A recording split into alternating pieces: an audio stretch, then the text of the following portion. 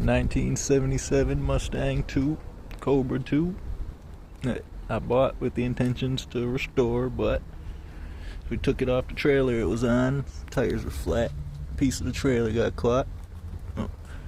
Tore up the floorboard down there. Looking like a Flintstones car now.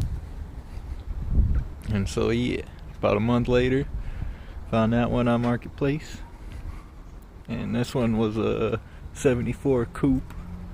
Got the trunk there. And yeah, this one was a lot cleaner, rust free.